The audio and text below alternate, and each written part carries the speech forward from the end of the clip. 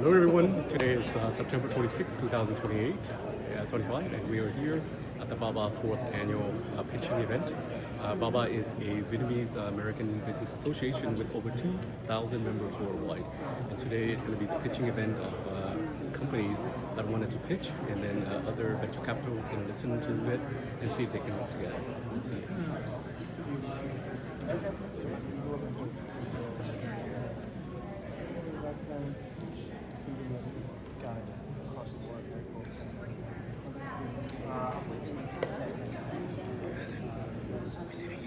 Yeah, I see. I want to sit here so you can sit here. Yeah, perfect.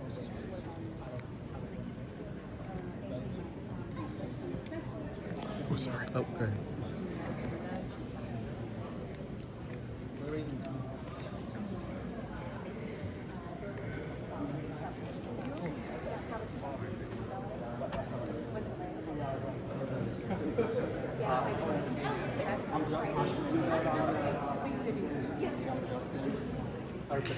Arpit? Yeah. Nice to meet you. I'm Justin. You guys are West LA? I'm in Greenville. This is halfway. Where are you based? Well, I live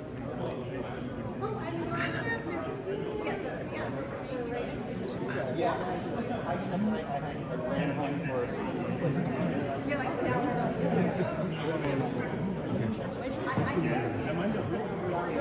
My phone is recording right now. All right, we're about to start. So today's event is the 4th pitching event for this year with the VABA. Got our friends Rocio and Wills, Joseph and Aslin as well. Many of our friends are here.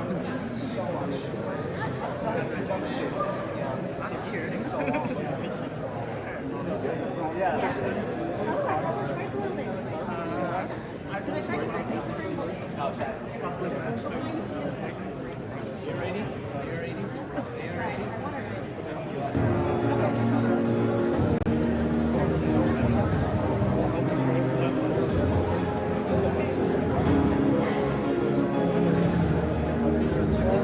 You're going to see why I love your jacket. Check out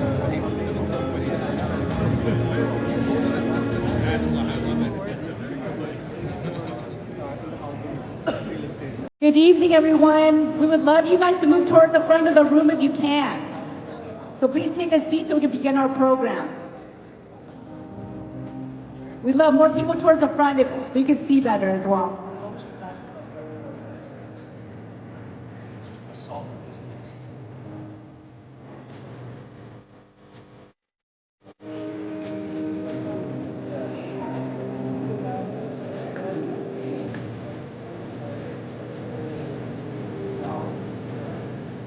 We make so much money.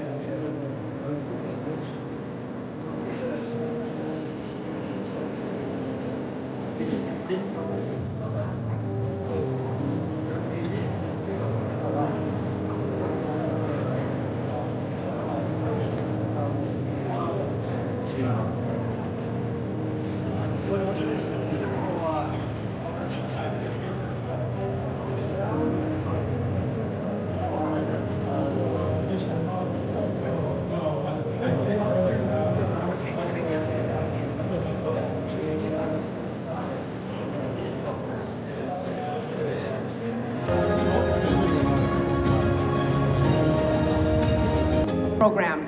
Over the past 3 seasons in Silicon Valley, this event has proven to be more than a pitch competition. It has been a launchpad where founders connected with investors, secured funding, and built lasting partnerships.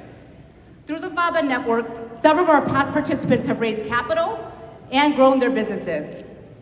And tonight, for the very first time, we are bringing Pitch Perfect to Orange County.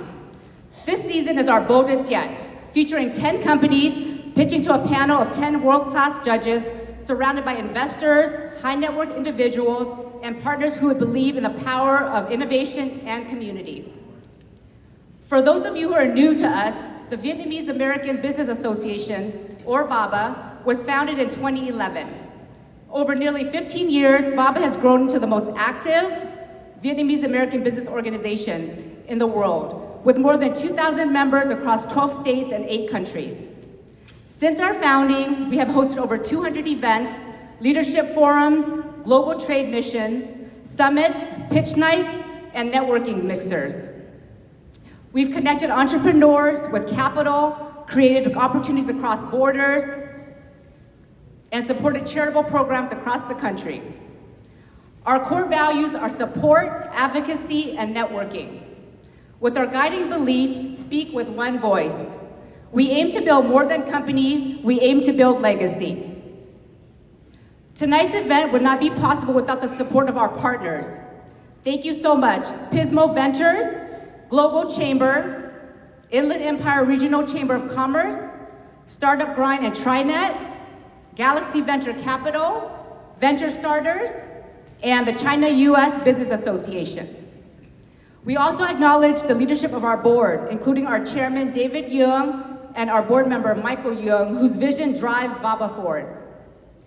To begin this evening, let's take a look at the story of VABA. Since its founding in 2011, the Vietnamese American Business Association has grown into a driving force for entrepreneurs, innovation, and cultural pride. Across the Vietnamese diaspora, with a vibrant membership of over 2,000 professionals, executives, entrepreneurs, and change makers, VABA connects leaders across 12 US states and 8 countries, bridging industries, generations, and borders. Over the past decade, we've hosted more than 200 high-impact events, including business summits, global trade missions, and cultural celebrations, leadership forums, and our signature Pitch Perfect Startup Showcase. Pitch Perfect has become a cornerstone of VABA's innovation platform, attracting over 100 startups submissions annually from across the United States and Asia, connecting founders with capital, mentorship, and a powerful network of investors and advisors. Through this initiative alone, we've helped launch and accelerate dozens of promising ventures that are shaping the future of tech, consumer goods, sustainability, and beyond. But VABA's impact extends far beyond the boardroom. We are deeply rooted in service. Through community programs, scholarships, and charitable campaigns, VABA has raised and donated hundreds of thousands of dollars to support underserved youth, small businesses recovery, frontline workers, disaster relief, and cultural preservation. In 2024, we expanded our mission with the launch of VABA Venture Capital, a bold $50 million fund dedicated to investing in visionary founders and scalable, socially driven innovation that aligns with our values and strengthens our ecosystem. Everything we do is anchored in our core values: support, advocacy, and networking. And our guiding belief that when you speak with one voice, we create not just opportunity, but legacy. Whether you are a founder, investor, leader, or ally, VABA is the platform to grow, give back, and make an impact that transcends generations.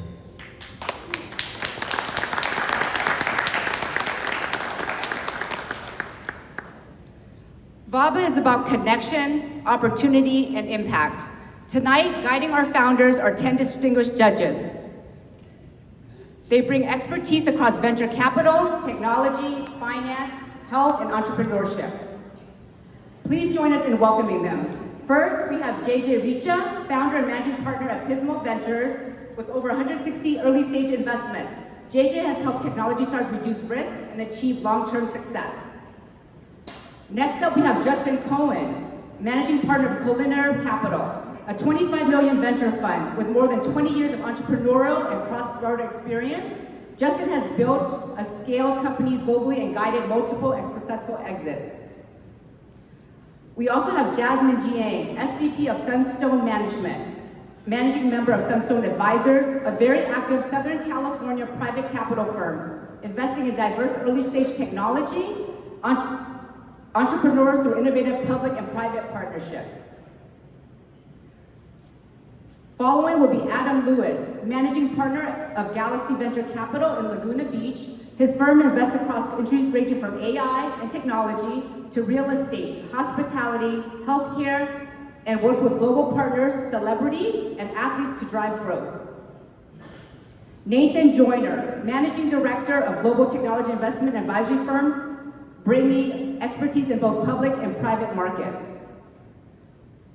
Simon Shaner, managing partner of Queensgate Capital with a background in hedge funds, private equity, and franchise growth. Simon focuses on investments across education, hospitality, entertainment, and wellness. I'm also happy to have another female on the panel, Susie Engwall, founder of Health Tech Strategies and an early stage investor who supported more than 70 medtech and digital health startups, representing over $750 million in enterprise value. Ashwin Reddy, growth investor in EOS Venture Partners, a specialist insurtech firm that invests between 7 and 12 million entrepreneurs reshaping financial services. Next, we have RP Garg, founder and managing partner at Catalyst Capital, focused on high growth, high impact companies. And finally, but not least, our board member, Michael Young, board member of VABA and VABA Venture Capital, leading a $50 million fund dedicated to scaling companies and creating lasting impact. Please join me in giving a round of applause to our judges.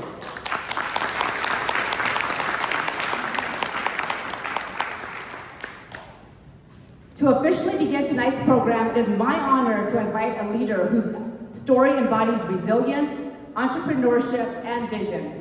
Please welcome the chairman of VABA, Mr. David Young.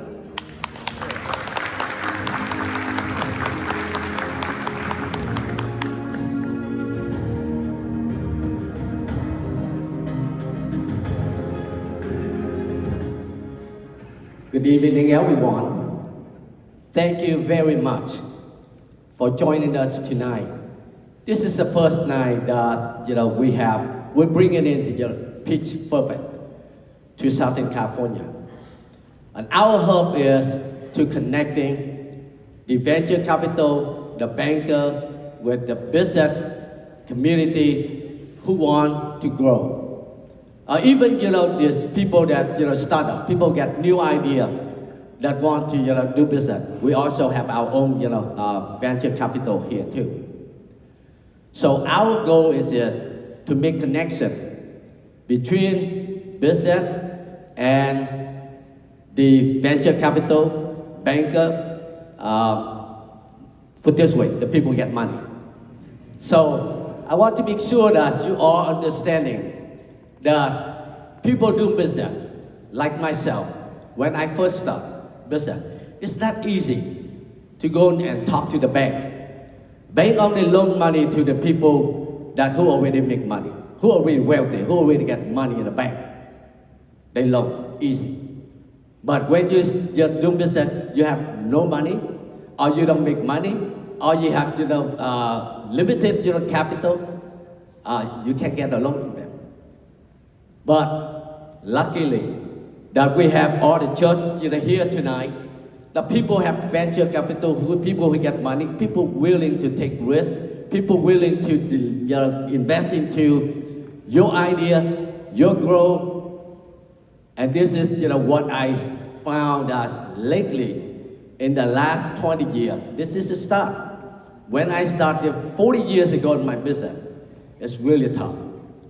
So therefore, we're successfully doing the 3 seasons in Northern California. We get venture capital invest into company business. And we see that is a really successful. Why don't we bring it down to Southern California? We consider that Southern California get the most Vietnamese American who reside here. And that's why we want to connect for the investment. Not only that, like many people here tonight, you're probably not here for the money. You're probably here to learn. And you're here just to make connection for your business, for friendship, for whatever is there.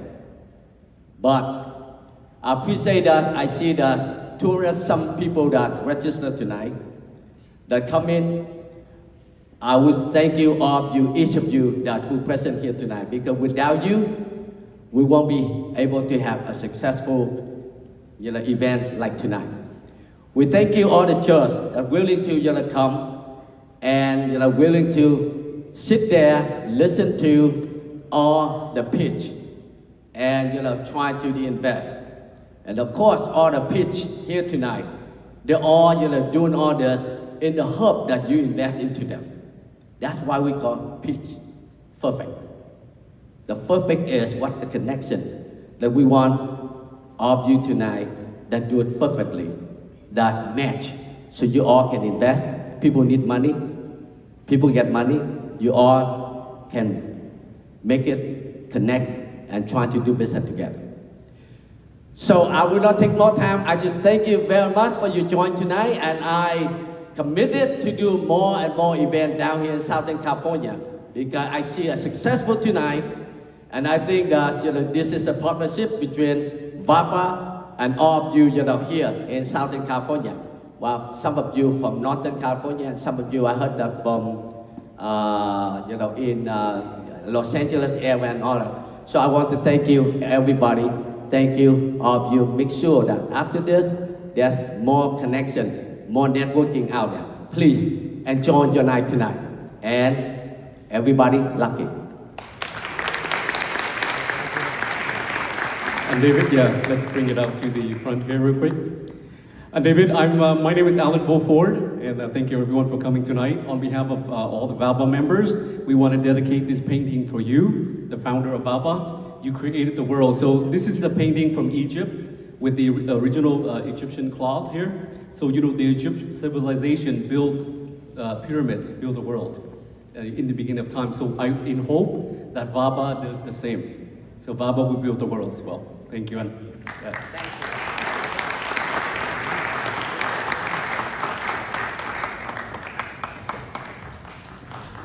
Thank you. Just one quick announcement. Ash, can you please come to the front? Ash from Auto Sushi, we're missing you in the front. Thank you. Thank you, Chairman Young. Now we arrive at the heart of the evening, the startup pitches.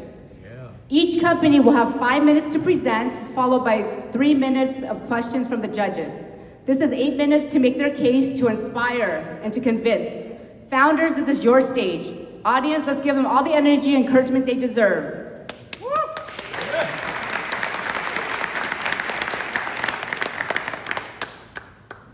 Our first presenter is the company called Swivel. Imagine booking your flights, hotels, and restaurants all in one AI-powered platform.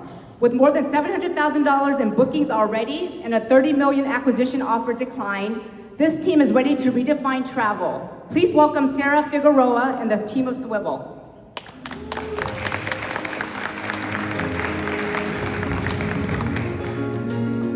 Hi everyone, my name is Sarah Figueroa and I'm the CEO and co-founder of Swivel. Let me just go to the right page.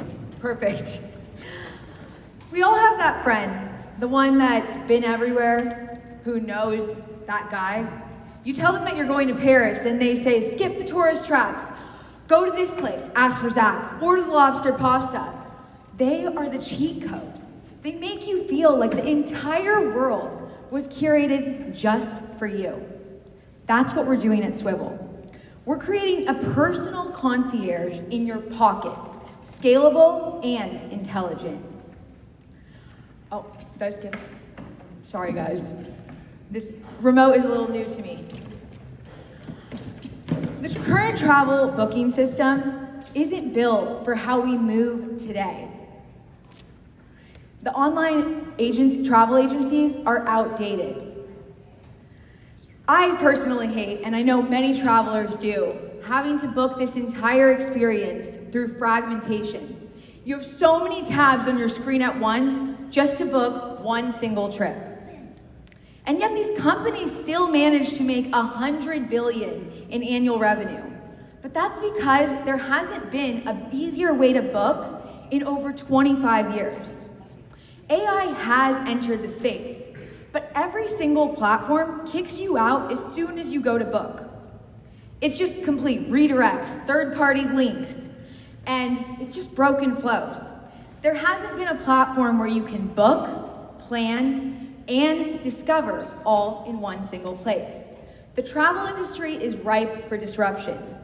Swivel isn't just redesigning the interface, we're replacing the entire system by bringing the power of 20+ apps and manual coordination into one across travel, entertainment, experiences, and dining. Because the best trips don't start with tabs, they start with a whisper, "I've got you." Let me show you what this feels like. Babe, When are you gonna plan our trip? Let me ask Sky. Hey Sky, can you book me and my girlfriend a trip to the south of France? Of course, champ.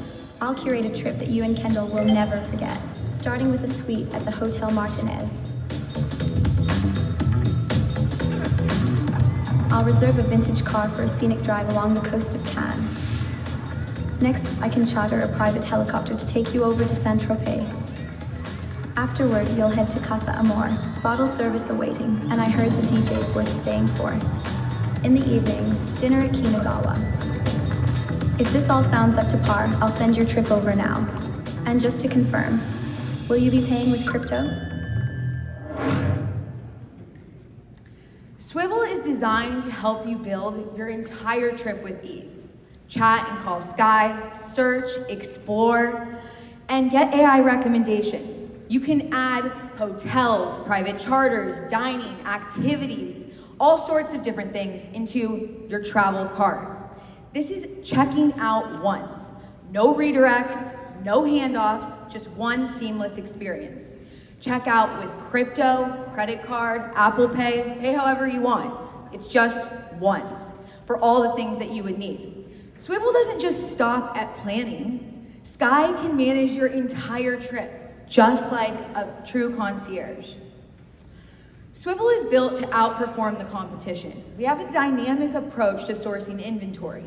We tie directly into the GDS and APIs, but we've also created direct pipelines that connect directly with suppliers.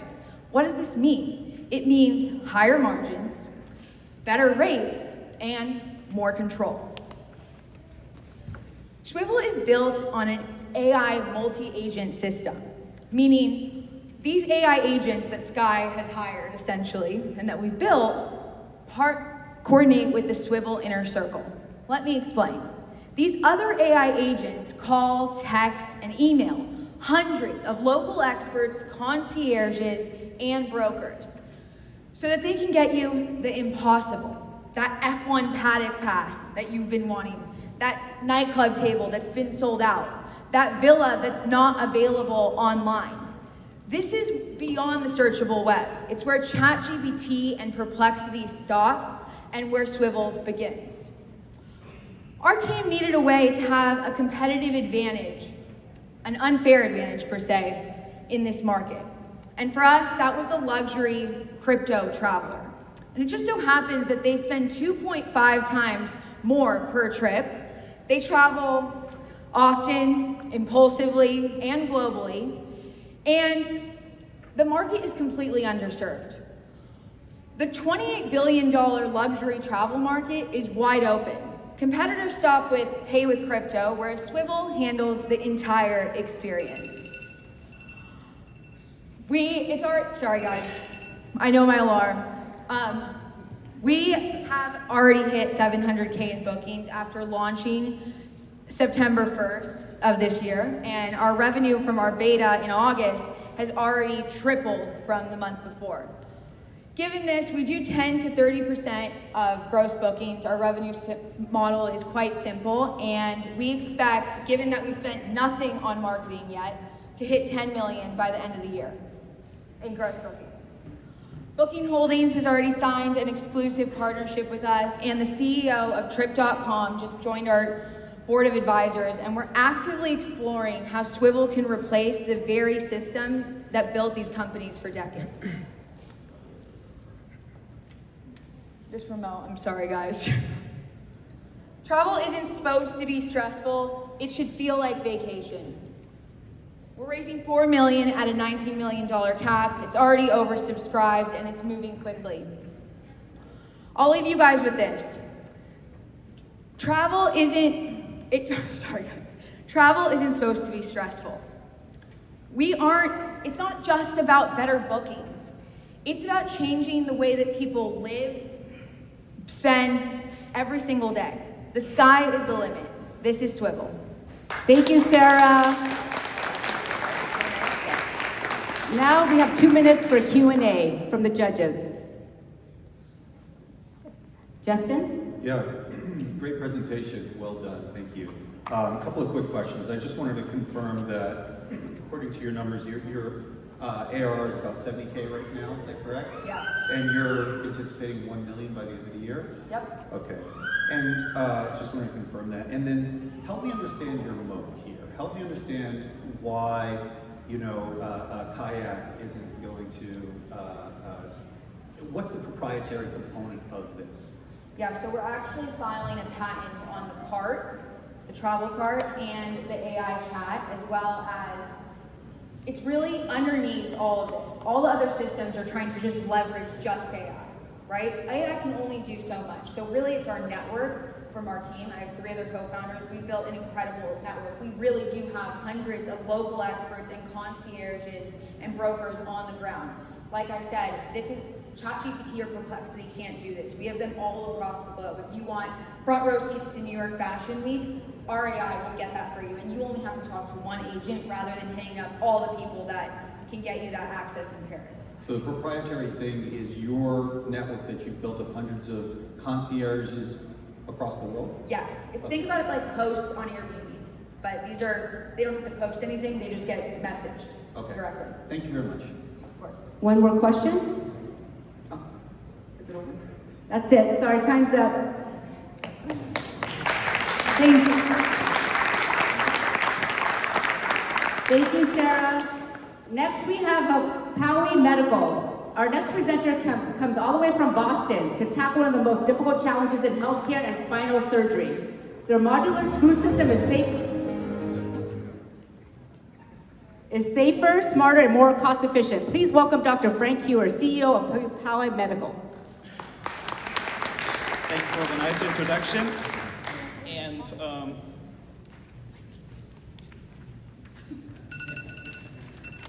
the alarm? I didn't finish it. There you go. It starts now. Right. So my background, I'm a biomedical engineer, so it might get a little bit technical today, right? So Hyatt Medical. Put the mic close. Yeah. Closer. A little bit closer. There you go. Okay. Or should I? So so our goal is actually to provide the best posterior spinal fixation system, and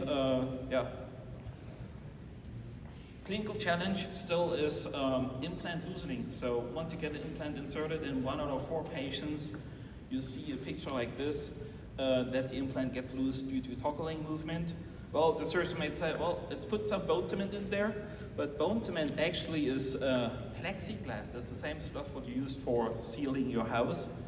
And that's why also the FDA doesn't like it. That's off-label use. And that's why we saw this as motivation to develop an implant that works without bone cement. And just to give you a little education about spine implants, the regular cases, you have your spine from the posterior direction, you insert a screw in the so-called pedicle channel, and what you see there, Mother Nature is not your friend. It's not round, it's an oval cross-section what you see there, and especially in weak bone, the implant can start loose and find its way back out from the channel. And we made an anchor that perfectly fits the cross-section of the pedicle channel, and we still have the screw incorporated separately in there. And once you curl this implant in, you also see that in this cross-section you have now a much better bone contact for the load transmission. And from looking off from above, you see that the screws, I call it sticks versus the paddle, right? We roll with a paddle and not with a stick. And that's why you have a much larger surface, and both effects contribute to much higher torquing stability. So we measured this, of course, in an in vitro setting. We used some donor spines and performed a biomechanical experiment, compared it 1 by 1, fatigue test. Then we also had Dr. Kiapur from Harvard doing a finite element computation in the similar setting. Both studies resulted pretty much equivalent in 50% increase of stability, and this was found to be equivalent to a cemented screw. So we have a cementless solution for the same problem. Well, we thought, let's not just bet on one horse as a company. No, you should provide the entire portfolio of treatment options. And that's why we cranked it up a little bit more and developed a full-blown system around it. What you see are now the full components of this pedicle screw system. You see different head options to do fracture correction, scoliosis correction, Actually, those are unique solutions, all patent, right? Then you have this regular screw shanks, titanium 3D printed will come next generation, and then you see the tender anchors, what I just show you. Well, why is it so special? Because it's a modular system. The competition has a system, usually if you want to provide all those options, you have to have 500, 600 different screw types. And we come across just with 80 components, and we have many more treatment options than competition, means we have a much higher inventory efficiency. So our business strategy, first of all, you should know the competition. So we compared it, level of modularity across treatment options. You see those are the competitive companies, 3/4 of the market, projecting $3 billion market, and not by revenue, but by features and modularity, we are there. And our business strategy is that in the first stage, we have already some collaboration partners lined up to co-align the portfolio of a screw base with some other implant companies, and we can use their infrastructure, logistics, sales, and so on to speed up our process to enter the market. Then, of course, we have very innovative things in our pocket to attract new customers, and then we pair the scaling because the bread and butter, what you saw, the regular screws can be manufactured with a high gross margin of more than 90%, and that's why we can really push hard on those market prices here. And a third one, yeah, I really checked the water with LinkedIn. I started a LinkedIn channel for 3-4 months, and the result was 20 different distributors all across the world were approaching us, and this was the moment when I had to stop because, yeah, we are not quite there yet. So, core team, engineer-oriented, R&D-oriented still. So we are doing the development, finalizing everything, and yeah, you can also see it by experience. So we did it several times to bring stuff to the market. Yeah, patent portfolio, 57 filed, 24 granted already. And a summary, why should you invest in PowerView Medical? Because we want to provide the best posterior fixation system on the market. We have the first cement anchor at all, and we have a super efficient, capital efficient system in our hands with more than 80% savings in capital. And we are not focusing on a niche, no, we actually provide the full scale of treatments. We have a strong international interest already and received some pre-orders. And yeah, we are self-funded, bootstrapped currently, debt-free, and ready to move the needle. There are some awards already, what we collected, and yeah, thanks for your attention. Thank you, Frank. Judges, just a reminder to please complete the scorecard during the Q&A so that you can pass it down at the end so that we can collect the scores. Yes, Susie, do you have a question? I'd like to know a little bit about your reimbursement strategy and what that looks like. And then I know you mentioned that you have quite a few patents and pre-orders. On the patent, how much patent life do you have, and are they international patents? Yeah. So it's all accumulated. It's 57 international, United States, Europe, and so you name it. And it's divided in 15, 16 different families. And then you have this distinct patents per family. Reverse technology, yeah, you have the screw incorporated in this blade, you just reverse it and then you get it back out. So there's nothing that opens, deploys, or anything, and that's also the beauty of it. So you can use existing reimbursement codes, or what does that look like in the orthopedic space? Oh, reimbursement codes, this will run as a regular pedicle screw, so okay. There's no problem with that. Okay. And FDA, what's your FDA pathway? FDA, so we will do the submission in 6 to 8 weeks. So we have actually passed the mechanical testing already. And now we are doing the cleaning, sterilization, there's a little bit more to do, but 6 to 8 weeks ready to submission, and then we should hear back by begin next year. Can we take a question from the other side, other table? What's the expected revenue for the first couple of years after you actually get out there in the market? Right, in the first year I'm expecting $1 million, $1.5 million, because I would like to start slow to collect experience, do the final improvements on the sets, because you have a lot of expensive inventory going on. And then the second year is the most interesting one. So the second, I would say in the third year, we could easily end up with 20 to 30 million revenue. And what do you see as your competitors' revenue? at this time? I mean, just in general, some of the main competitors, and where they were when they actually started and launched in terms of, because obviously you need to now adopt and take some market share away. So I also know my collaboration partners, what I'm trying to line up is that they did similar things, right? So they ramped up slowly in the first 1, 2, 3 years, but then there's other companies based in San Francisco, for example. Thank you, Frank. Time's up. Judges, you have 30 seconds to complete your scorecard. Thank you.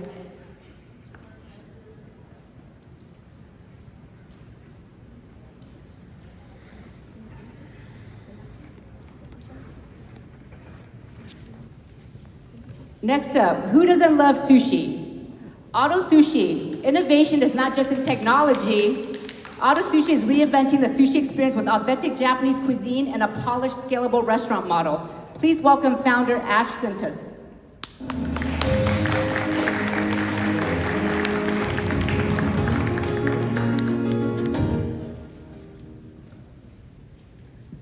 Okay. Hi, I'm Ashley Sintas. I'm the founder of Odo Sushi. I have 17 years in scaling hospitality brands globally, and I'm here to build Odo, the next sushi concept. That's our king salmon. If you have not been to us yet, it's the #1 seller.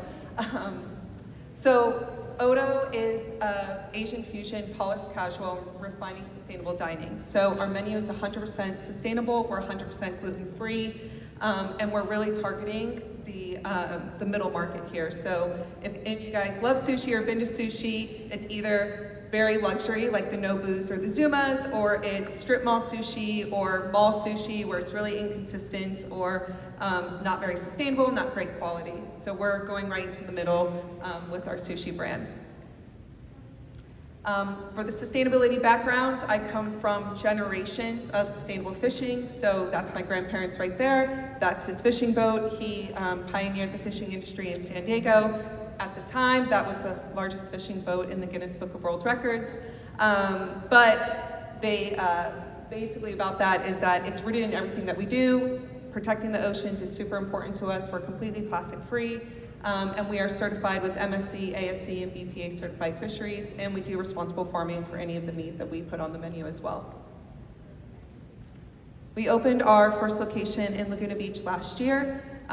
We are on track to do $3 million come November. We're doing $60,000 a week in sales, which is roughly $882 per square foot in revenue.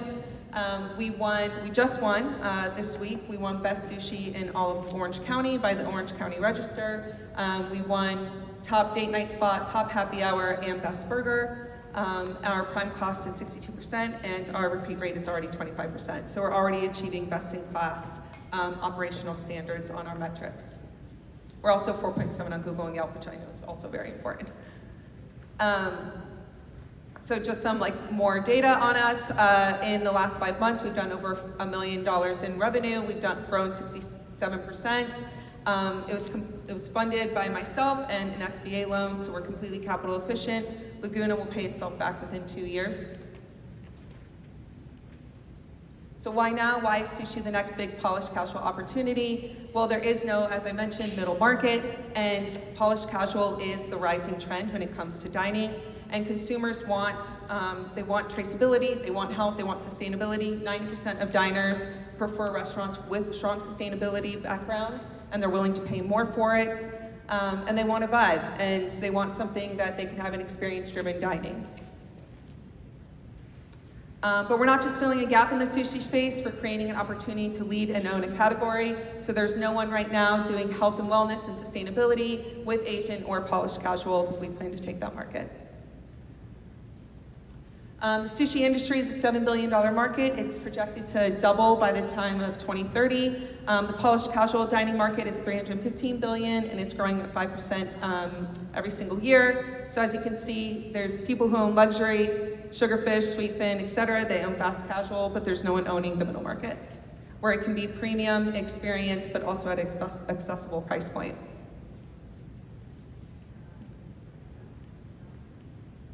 Oops, how do I go back?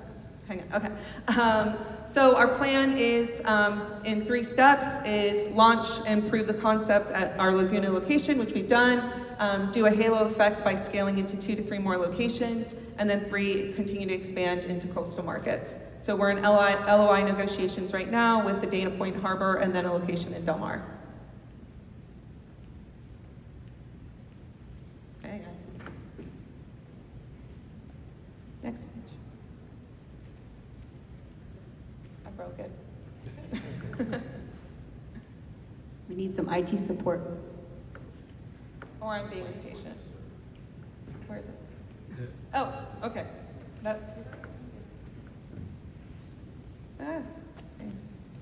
Okay, that was that one. And then these are just the metrics that we plan to do. In all, with the next 2 locations in a year, we'll do 18 million in revenue, and we'll have a 30-month average payback. But we're not just restaurants. We do plan to get into owning our supply chain, which would continue to create a moat for us. So sustainability and the vertical integration will be our moat. As I mentioned, I have generations of experience of doing this, and so we plan to bring that into controlling in sourcing so we can have better profit margins. It's no different than what Nick's restaurant group, that if anybody's been to Nick's concept, does with their, they own their own meat purveyor. Sugarfish does it with their own seafood as well. So again, to control the profits, control the quality. So we plan to do that in the next few years as well. So we're raising $4 million at a $20 million pre-money valuation to open up the next 2 to 3 locations, $18 million in revenue, prove that we can repeat this and scale it, and then do a break even within 30 months. So this is the team. Perk, we've all worked together before. So Connor, who's my chef partner, him and I actually did a Series A for a sushi concept. So that's how we met, and we scaled that to a national chain. Alicia and I have worked together in the past as well. She's done marketing and branding for hospitality concepts for the last 15 years. And then Kristen has done hospitality finance as well for the last 17 years. And basically why we win is because we already are capital efficient. We've all done this before. We have a brand runway with our takeout program. We have a ghost kitchen already, and we're CPG ready. And as I said, we're the Nobu quality with everyday accessibility. And our long-term version is to be the Hillstone but with sushi, or what Javier's has done with Mexican food, to get to 8 to 10 units by 2030, maintain our supply chain, and mirror the growth of beloved category-defined hospitality brands that scale slowly, stay special, and drive loyalty through quality. And that's it. And I normally am good with faces, but if any of you guys would like to go to Odo, we're in downtown Laguna, and I promise you, you'll enjoy it. So. I can't wait. Sustainable, gluten-free? Yes, I'm there. And sushi. Thank you, Ash. Let's start with the question from judges on that side of the table.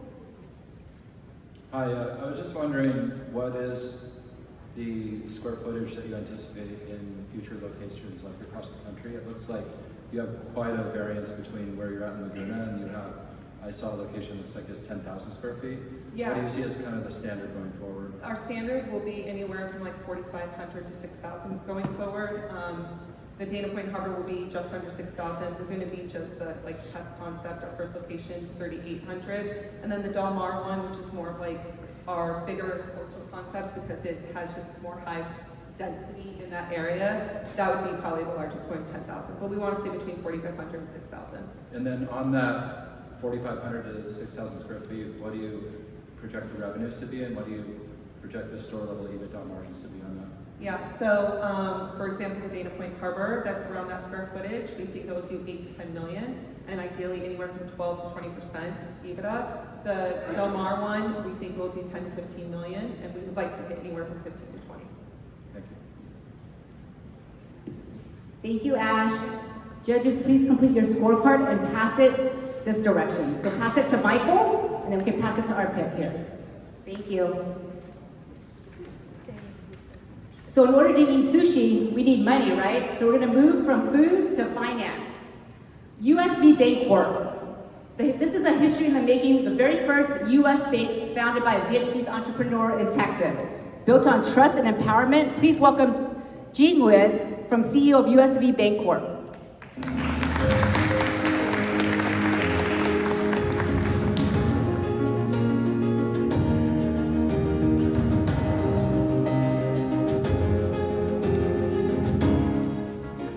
everybody. Good evening. First, I'd like to thank you, Mr. David Yun, for giving us opportunity to participate in this Peace Buffet. And thank you for the VABA team who really support us, put us together today. The name already tells you what we are doing. We are building the first Vietnamese American-owned bank in Houston, Texas. Actually, there is no Vietnamese bank currently in America.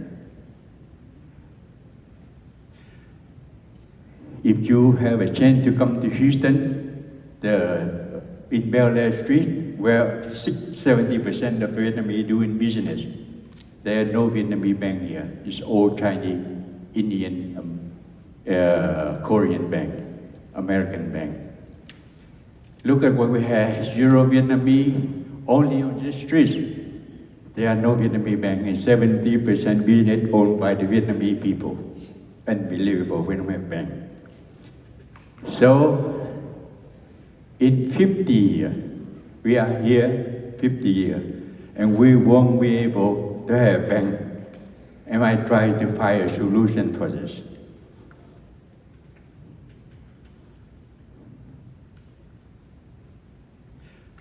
We not invent any new model. We just follow up a model that a community bank that owned by the Chinese people in 73, East West Bank. They start with $1.5 million assets. Today, they're $70 billion. And their earning income, net income is $1.1 billion in 2022. What they did, they only found to serve the Chinese American, bilingual Chinese and American. We follow this model, niche market in Vietnamese. So, but we have much more advantage because technology is changing so quickly.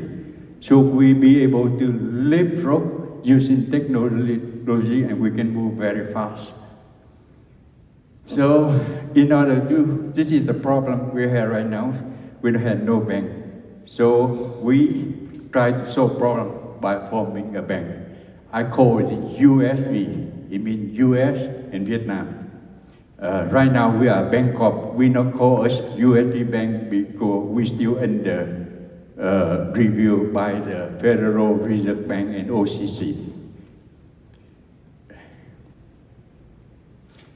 One thing that I try to stress here, I was able to raise $31.5 million from the Vietnamese people in Houston.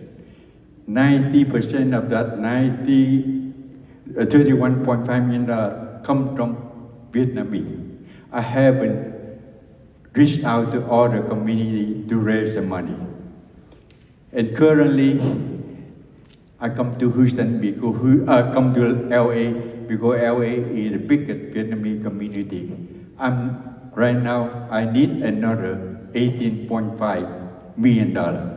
The federal authority require a minimum $30 million to open a new bank. We meet that already.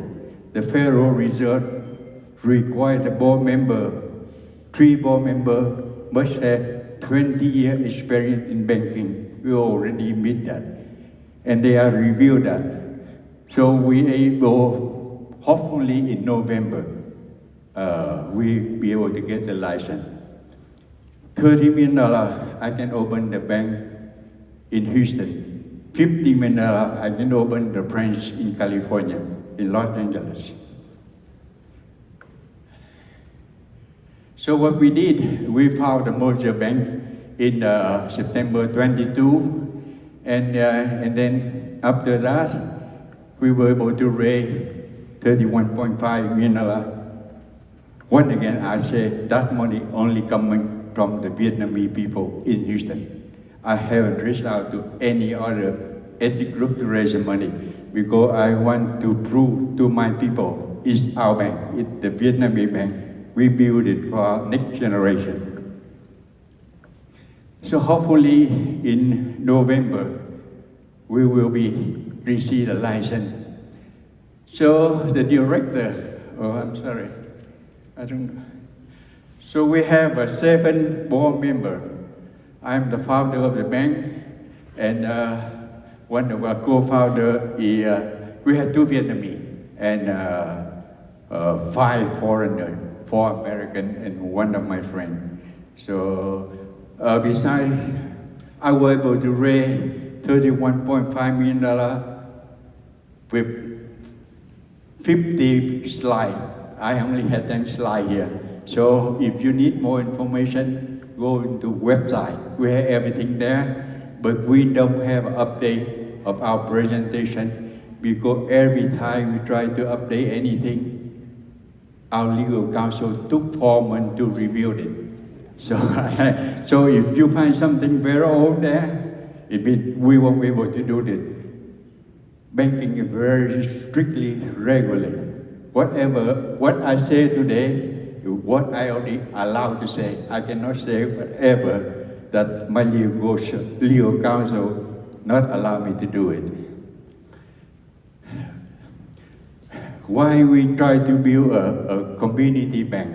A Vietnamese community bank owns 51% voting right by the Vietnamese people. Because we want to support unbanked Vietnamese. People in nail industry, $10 billion revenue, they still do everything in cash. The Cambodian people in the industry, they do everything in cash.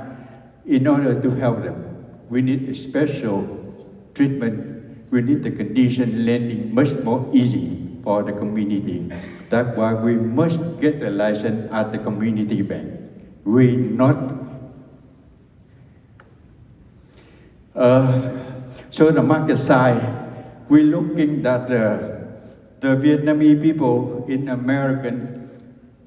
We have 2.3 million people. We generate about $50 billion a year. That money sits in the bank. Thank you, Anji. Okay, thank you. Yeah, but I have anything on my website. We'll definitely have room. I know Question? everyone will have a lot of questions, but we'll have time afterwards, after the pitch event on the other side. To answer any questions. All right. A question from this side? Maybe help us understand the ask. Are you raising money? You've reached your 30 million goal. Are you looking for venture? The minimum requirement to Mike. Minimum requirement to obtain a license is $30 million, but the maximum is $50 million.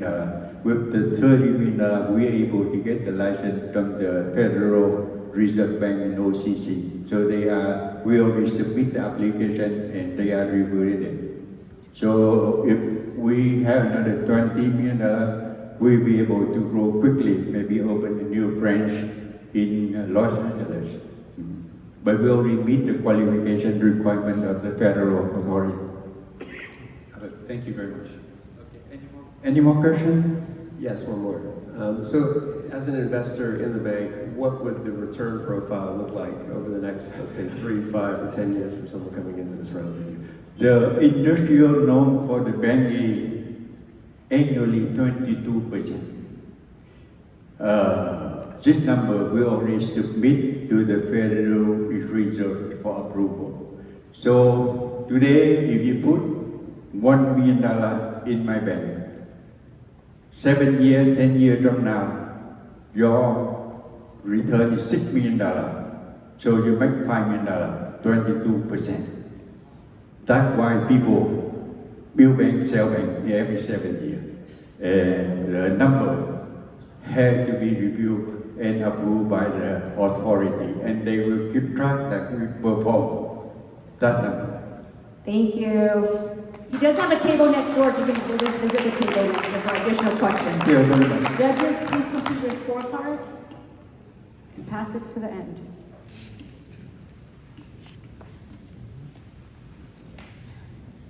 Next up, we have Dinero, serving the 3.5 trillion Hispanic market. Dinero is creating financial freedom through a bilingual digital wallet that combines remittances, credit, investing, and even home financing.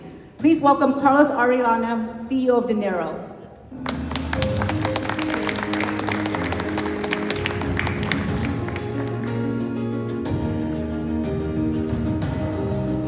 Good evening, everyone.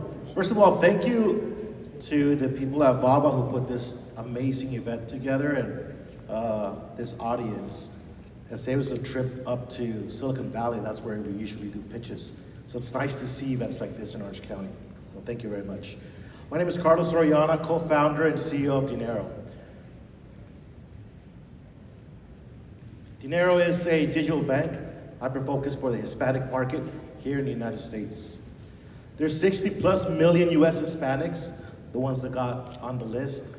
I'm sure there's a few other millions that have not been accounted for, but at least for the 60 plus million US Hispanics, even with $3.5 trillion in contribution to the GDP, they still lack a lot of financial literacy, communication from the banks and services, mainly because they don't speak their language. I'm not talking just about the Spanish language, but their culture, traditions, and they don't focus in obtaining that influence from the fastest growing market here in the United States in order to gain their trust, right? The trust to be able to bank and do financial transactions with such banks.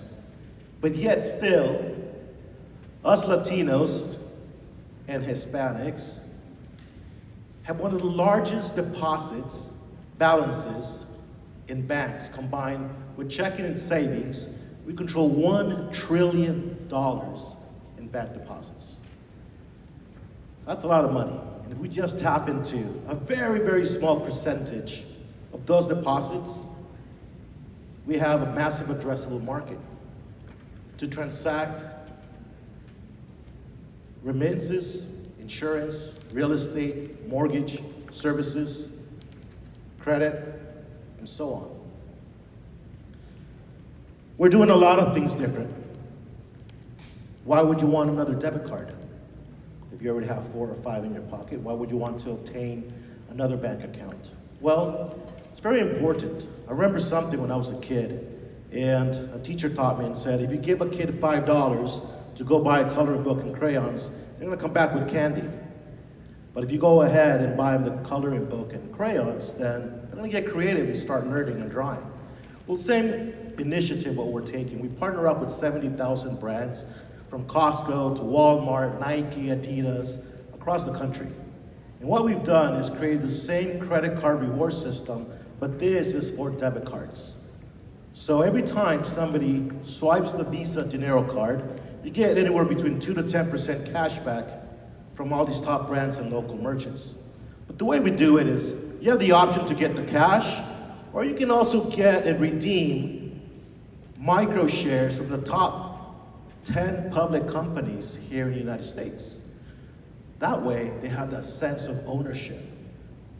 They spend $200 on some Nike shoes, and the cash back is $10, and they are about to redeem it for a $10 Netflix or a $5 Netflix micro share or a $5 Nike share, then that gives them that sense of ownership, creating a micro portfolio of understanding how Wall Street and stock investment work. They can always redeem it back for cash, or they can go ahead and gift it to family members or others within our wallet ecosystem.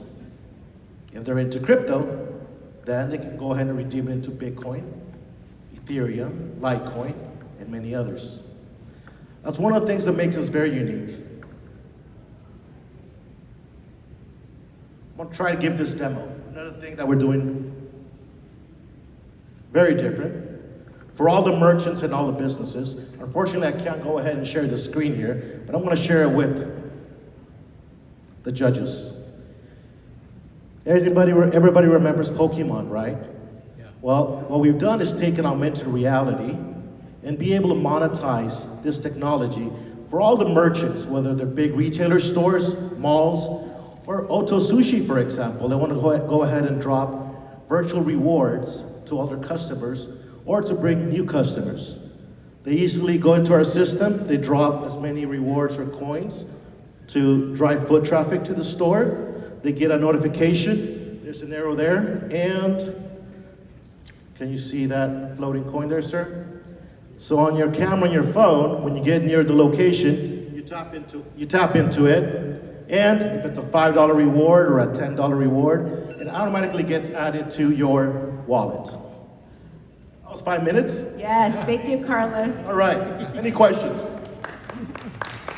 Any questions from the, yes, Adam? In regards to your licensing, your bank licensing, trading, broker-dealer, can you give me a feel for how you're set up and layered in that respect? Absolutely. We partner with some amazing banks, Chase being a correspondent bank here in the U.S. that holds our deposits as an FBO account, and Zenas Bank out of Puerto Rico, where we're able to do cross-border transfer instantly via the Visa debit network, 0 fees, instantly. It stays in U.S. dollars to anyone in Latin America, so that way they can maximize the dollar, no interchange fees, and they're able to receive their virtual and plastic Visa card. Any other questions? Left side? JJ. Who's your target market, initial target, low-hanging fruit? All Hispanic and Latinos here in the U.S. Not all, just don't tell me all Hispanic. Who's your actual initial low-hanging fruit target market? Between 25 and 45-year-old. Okay. Any specific, as far as maybe their revenue? Is it their revenue 100,000 or less, over 100,000? Usually 75,000 or less. I wish I could show the other screen, but we offer real estate service mortgage loans through different companies that we partner up with. So we serve as a hyper lead generation platform within our wallet. Thank you. Thank you. Thank you, Carlos. All right, thank you. Please complete your scorecard.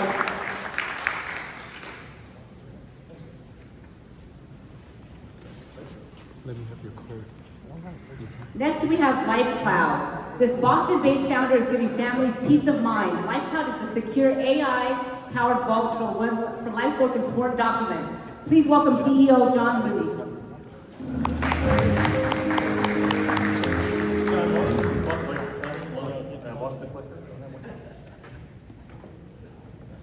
So yeah, John from Boston, just like Dr. Frank, back screw guy, very good.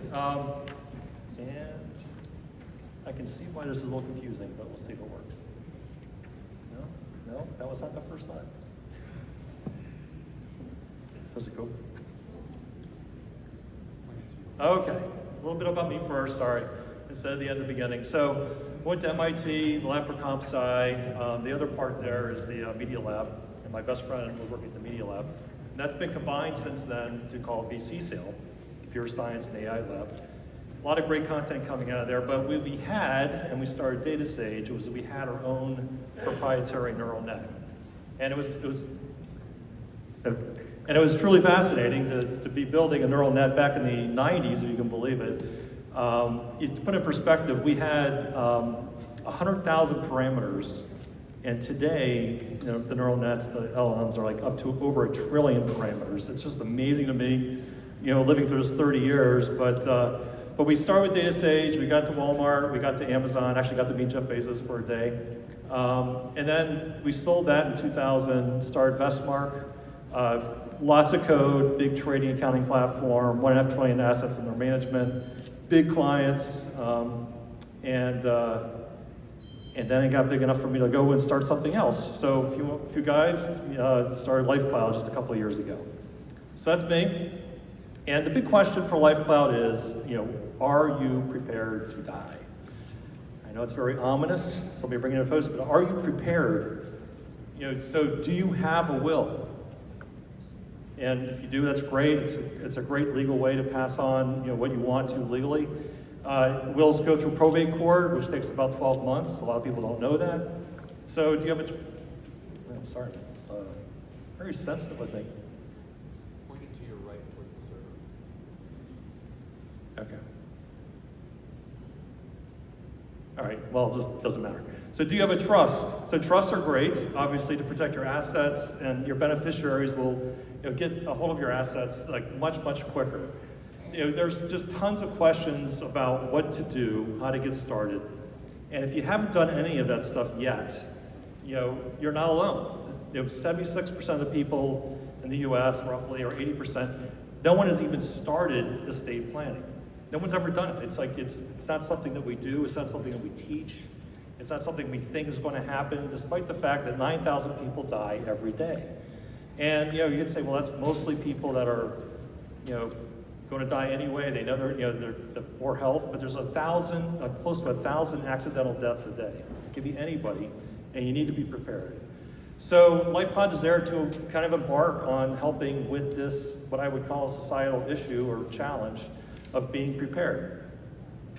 And how do we do that? Like, what do we do? Well, we're going to use AI in a second here, but to start with, we start with our proprietary platform that is, I would say, an unhackable document store. And the reason that we start with this foundational principle in building Life Cloud is because, you know, we're going to be putting life's sensitive documents in a place to give people a trust. This is the marketing challenge.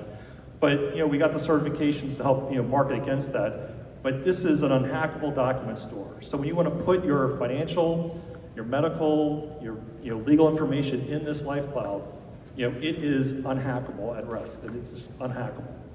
And, you know, it's to the point where the Life Cloud engineers can't see your data. Amazon can't see your data because we host it with Amazon. So we can't see it. We might know that you uploaded a will. That's like the only piece of information we know, but we do not know what's in it. We don't know your assets. We don't know anything. So, and again, we got the certifications to certify that we're doing what I'm saying. The other part is, you know, we got all this stuff in there. It's great. You want to start inviting your family into your circle, so that they have access to, well, you can decide who has access to what and when. Obviously, I would like to think your spouse would get access to everything, but that's an option. You know, certainly for me, my kids don't have access to my financial information, but there is a process to go through to promote my kids to seeing everything when I pass away. So that's automatic. There's a process for that. We get into it, but that's the other part of the service, so that they can get to all my stuff, like all the bank accounts that are probably in my laptop or on my phone. They can get to it immediately when I pass away, versus waiting through probate court or finding out stuff later through court reports that show up later. So it's a very, very important thing to get access to everything as soon as possible. And then finally, we stuff an AI assistant inside the LifePod, inside the vault, with all your information. So it understands everything about what you have. Is that a minute or is that done? That's fine. What's that? You're done, John. I'm done. Oh my God. Wow. We'll pass out your pitch decks and make connections. That's fine. Judges, any questions? Justin? Yeah, thanks so much. You've pitched me before, so I have the benefit of hearing some other stuff, but are we curious what kind of traction you've had since we last spoke? Yeah, so there it is. So so for everyone, we're no revenue today, startup. We just signed our first B2B deal.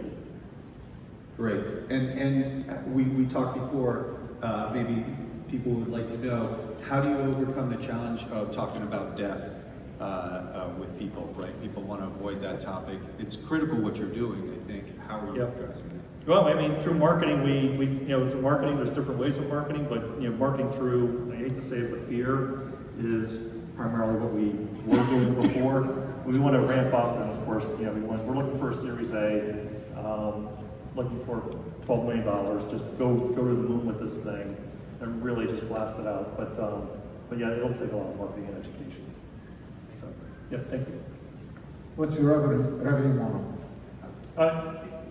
What is your revenue model? B2B through partners, trusted partners like insurance providers, employee benefit providers, priced low enough so that the user does not have to pay. How much? Oh, okay, no. Thank you, John. $5 a month. Meet John next door. Thank you so much, judges. Please complete your scorecard. We have 4 pitches left, so please stay with us. And then we're going to have 2. We're going to get a score from the judges, and the audience will also get to vote. So we get a winner from the audience and a winner from the judges. So please stay for the next 4 pitches.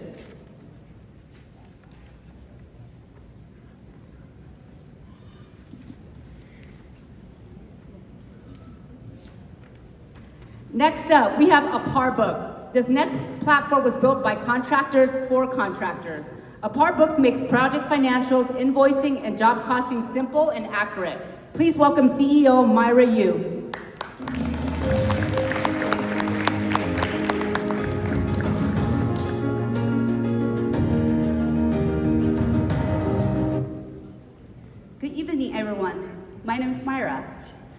of ApartBooks. I'm so excited to introduce ApartBooks, an AI-powered construction financial intelligence platform, building a future where every project is complete on time, on budget, with profit. This was my previous desk when I working in my family construction company. I swear, it could qualify as a recycling center. The desk wasn't just messy. It was a snapshot of how most small construction companies handle their finances. Every time, my mom asked me, how much did we earn? How much have we already spent? I knew it's gonna be a long night digging through bank statements, receipts, checks, and invoices. I have been stuck in these situations for over 8 years. It was frustrating. Don't start a company based on your passion, but start one based on what frustrates you the most. That's how ApartBooks started. In US, over 50% projects are delayed. It causes abandoned jobs, lawsuits, and over 200 billion lost every year. It's not because contractors cannot build, but because they're poorly management on both company and project level finances. Contractors need a simple and powerful financial management solution. ApartBooks is a solution. We're combining our industry knowledge and AI to simplify accounting flow and suit users with limited financial knowledge. Our AI document intelligence reduces manual entry work. Our AI financial analysis can track job costs and provide financial recommendations. ApartBooks prevents 80% delays and turns 200 billion waste into a growth. Why now? We're in the sustainable, timeless, and essential market. With 1.2 trillion invested into US infrastructure and construction industry demanding a smarter financial management solution. We have a patent pending for our unique technology. We're an experienced team and passion for creative problem solving.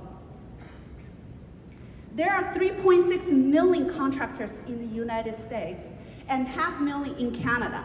Our TAM is 45 billion, SAM is 10 billion. Within the next 5 years, our SAM gonna be 100 million.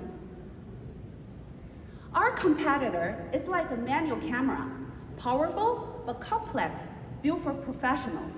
ApartBooks is like a smart camera, simple but fully functional, built specially for industry. With standout features, less learning curve, and a very competitive price. ApartBooks is not just another option, we are the best. For our business model, we have 2 revenue streams. Software subscriptions from $160 to $360 per month. Monthly bookkeeping service starting from $500 per month. Here's our team and combining professional from construction, accounting, and programming. All the planning in the world, it doesn't matter if we don't execute. That's what our go-to-market plan is all about. Building a branding through SEO, website, educational videos, advertisement on Google Ads and social medias, partnering with accounting firm and contractor schools via referral program. Finally, integrating with the platform like Procore and Buildertrain, we create a seamless ecosystem. We conduct 46 demos within 2 months and 26% convert into paying users and 37% waiting for features. We already helped the contractors save their time and monies. Those early efforts have translated into $100,000 ARR. And it proves our model works and first step to reach 100 million ARR. Contractor struggling with the financial management, ApartBooks is a solution. As we expanding our marketing, branding, and functions, and with a strong go-to-market strategies, we're confident to reach 100 million ARR within the next 5 years. That's us, ApartBooks, built by contractor for contractors, turning financial complexity into clarity. Thank you. Thank you, Myra. Judges to the right side. Hello, Mira. Nice to see you here, actually. So congratulations on those tractions. So I like the page to talk about the go-to-market. Can you tell us a little bit more about, like, based on right now your paying subscribers, which channel is the most effective channel, and where you see the growth and the scalability there? Okay. The first 20%, which is the first paying users coming from cold calls. At the first initial market research, we conduct 1,000 cold calls, and that's converted from them. And the rest of the paid users come from different channels like social medias, ICO website, and some of the referral by the accounting firm. That's why we wrote our go-to-market strategies. Everything is based on what we already practiced and we've already tested. Of the futures, as we keep branding those, and we have confidence to reach more contractors in this industry, and we know they're there, and we know they need our platform. Yes, Susie. Just piggybacking on that question, do you have any idea what these initial customers, what your customer acquisition cost is now, and what do you anticipate it to be moving forward? Yes, actually we're already cooperating, talk to the accounting firm and some of the contractor school, and so they have very high interest into cooperating with us because each accounting firm, they have at least a 30% as a contractor clients, so then we can cooperate with them. So we're already working on that. And are you guys currently raising a round?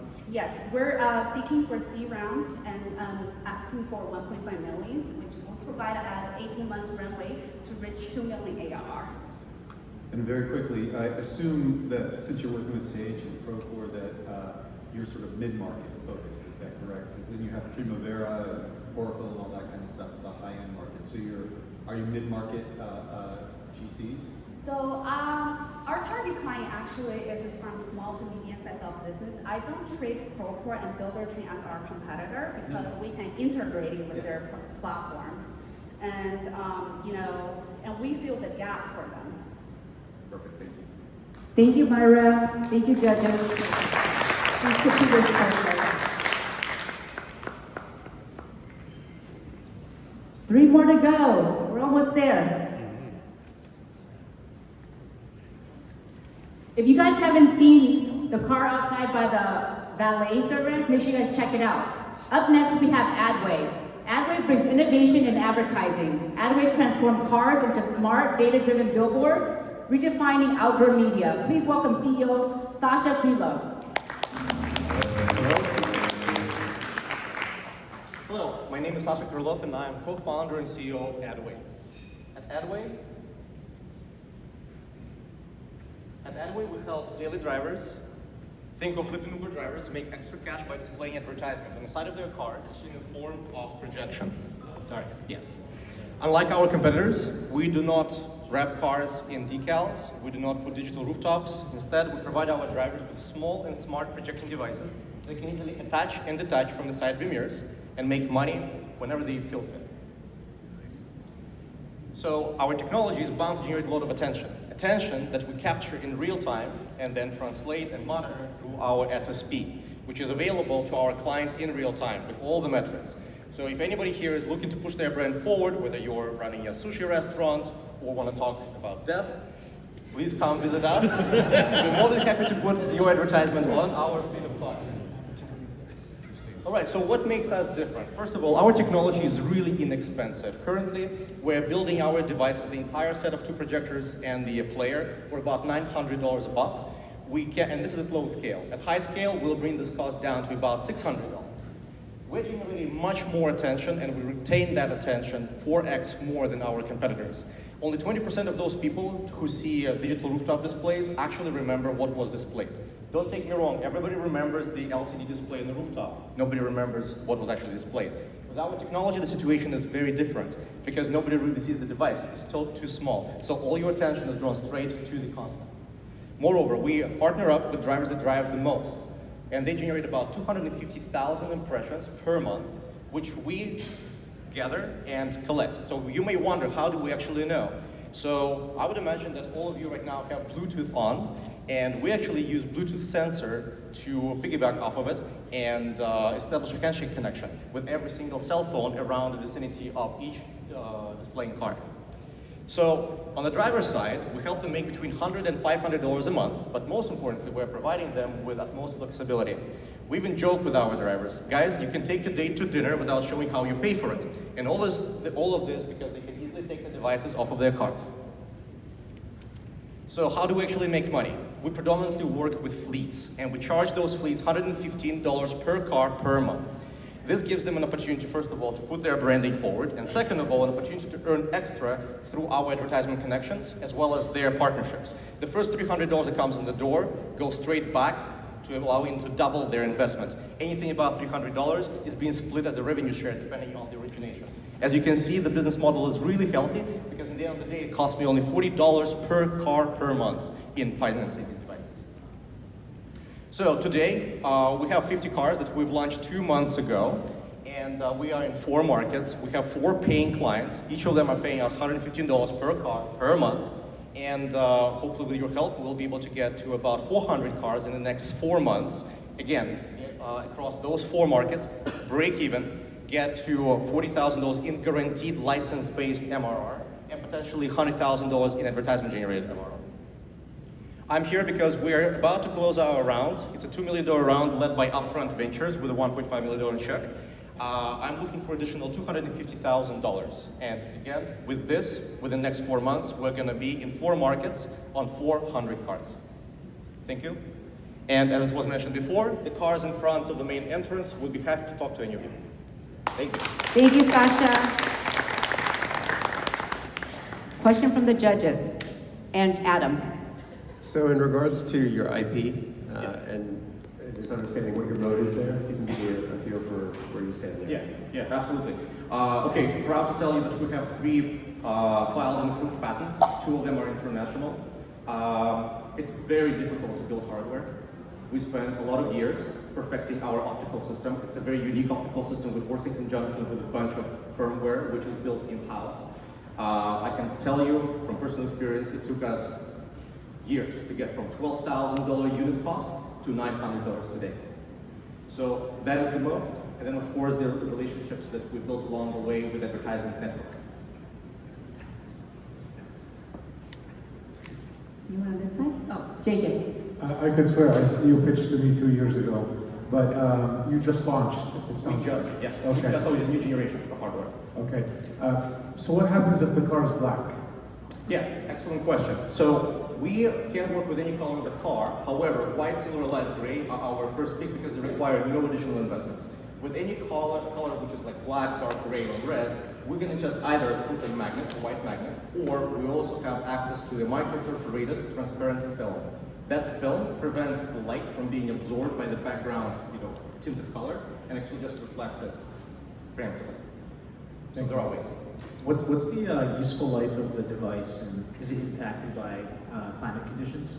Well, so the 4 markets we're in currently is Los Angeles, San Diego, Phoenix, and Toronto.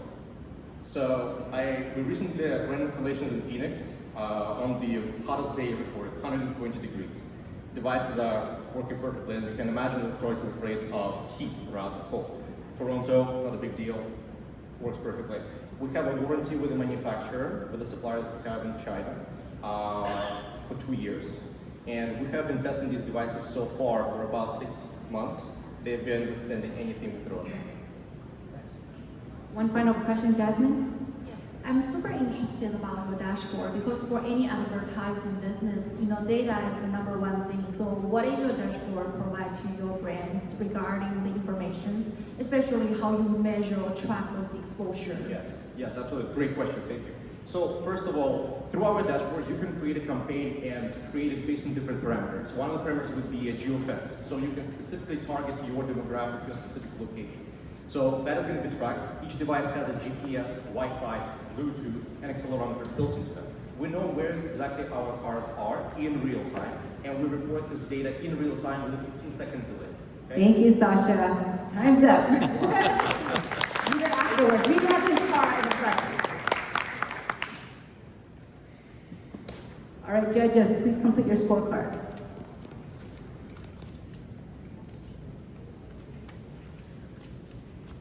Next up, we have Lyrid, helping companies save up to 60% on cloud costs while launching faster. Lyrid is reshaping how business scale. Please welcome CEO Handoyo Sutanto.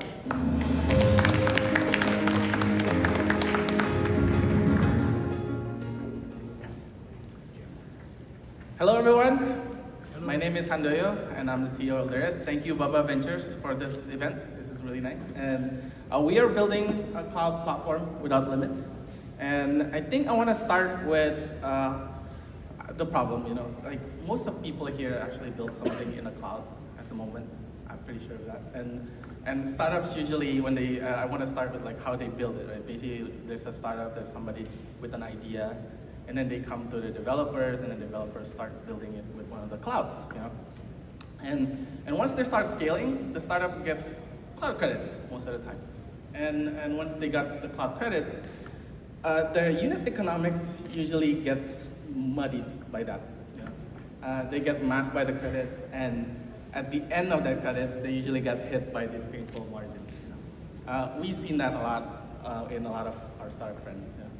And that's the current way of like how people building it, and that's because of that. There's only 3 major cloud providers nowadays, and a lot of those things that is in the cloud is wasted. It's like 40% of cloud infrastructure is actually wasted in the cloud. And with AI workloads, data sovereignties that's pushing data needing to the closer to the regions, business are locked into more and more expensive infrastructure nowadays.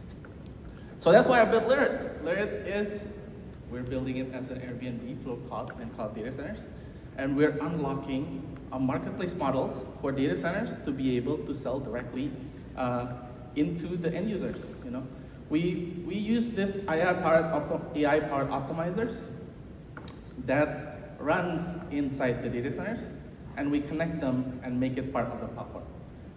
It is our mission to deliver a more sustainable, cheaper, greener, and vendor-agnostic alternative to the hyperscalers. So I think right now is a very kind of like, at the moment, I think with all this AI booms and stuff, it is the perfect storm of like emotions on why is this thing needed nowadays. The cloud costs are rising, there's the AI boom, there's more and more like power needed, data sovereignties are everywhere nowadays, and enterprises are locked into this specific cloud vendors with kind of like skill gaps that they needed. We are in a position where we can actually unify the public cloud and the regional data centers that can lower costs and make people faster to scale with the local data centers. So our flywheels, okay, is that we provide a usage-based, capital efficient, while still being scalable. On the supply side, we partner with the data centers. We take in their excess capacities, we take in their inventories, and we build a revenue share models, and which leads us to very, very close to near to zero CapEx for us. You know? And on the demand side, we help them sell it directly into the startup ecosystem, into the developer's hand. And the result is lower TCO for our end users and our customers. And we create a new segment, by the way, for this. We create a new segment where we actually become, going back to the Airbnb kind of like, what do you call that, analogies, we create a segment where on the left side, they're all the kind of like high-end developers type of like companies where you provide like something that's very highly scalable, but they cost a lot. And on the right side, I akin them to kind of like the couch surfers, you know, where they're actually very cheap, but they get the job done. Yeah, we want to actually create a new segment in between these two, where we can still provide enterprises with the tools that is very scalable, but doesn't cost that much. Yeah. And we do it in a very cost-effective way, I would say. Yeah, our quarterly growth MRR is actually We're at 250 year over year quarterly MRR growth, and we're at 720K ARR today, and we're working at 3 different regions, which is Africa, Southeast Asia, and the US. Okay, and we do it in a very disciplined, sustainable, what do you call it, efficient burn to 70K, yeah, 30K burn. And most of our customers, we only have like best in the business for 4% churn annually. Yeah. And we do this because I think me and my co-founder have the background to do this. I have a 15 years building data centers experience, and my co-founder Simon there actually have like a very good experience in building global companies. You know. We have 25 full-time employees across 3 different regions, with a lot of our investors, partners that believe in our mission. And as a market potentials, we are, for fundraising that we're doing, we're actually chasing small, medium enterprises across 3 different emerging markets. And that will, we're chasing around $81 million. But the market itself is huge. I'm sure you heard about oracles and stuff, right? Super huge. And we can actually grow upward in the market as we enter more and more regions. You know? That's why we're fundraising at the moment. This thing looks weird. It doesn't look like. But we're fundraising 2 mil. We already raised 600. We're got 300 committed. And we want to actually onboard more regions. We want to expand to Latin Americas and other emerging markets as well. And we want to take this to $1 billion with you guys' help. Yeah. Thank you, Handoyo. Justin has a question? Yeah, thank you very much. Great presentation. Finally, something I really know about, so this is great. Let's dig in here. I get the Kubernetes abstraction layer, and I understand that. But my biggest question for you, clearly you're getting 35% margin. That's fantastic. My question is this. So you build it as cheaper, but we know the hyperscalers, AWS, GCP, right, Azure, they build their own servers at incredible efficiency, right? So their unit cost is very, very low. And so help me understand, and I'm sure that the data centers that you're operating in do not have that kind of unit cost, right? So where is the margin coming from? Is it that AWS is charging high margins and therefore you have a tighter margin? Help me understand. No, that's what I believe. Hyperscalers have costs like on top of it. They actually, if you're paying it for real, they're actually costing a lot. And if every single one of our clients from any one of those hyperscalers paying in minimum 40%. We save them 40%. Those savings is usually came from the data center partners. Because the data center partners is kind of like selling raw materials. Just underutilized assets. Yeah, underutilized assets or selling raw materials. And we become the platform. And AWS, Google, and all those guys are actually selling the platform plus the raw materials.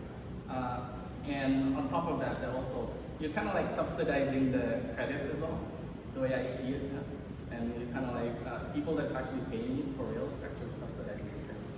Last question is, so people are going to have to migrate from, you know, Lambda, AWS, the services there, to your open source systems. What's your pro-serve plan? Are you partnering with channel partners to do that? How are you approaching it? We have partners. We are starting to build more and more channels that help us doing that. At the moment, that's part of our managed services at the moment. But in the future, as in like after we fundraise this and the future goals, is to actually push it down to the partner channels and make sure that this is actually more scalable. Thank you, Handoyo. Thank you so much. You can ask questions in the next room. Continue your conversations in the next room. Please complete your score. Last but not least, who doesn't love chocolate? That's delicious and good for you. If you haven't tried it, Bene creates organic, low-sugar chocolate infused with adaptogens and botanicals. Please welcome Saki Kridakara to the stage.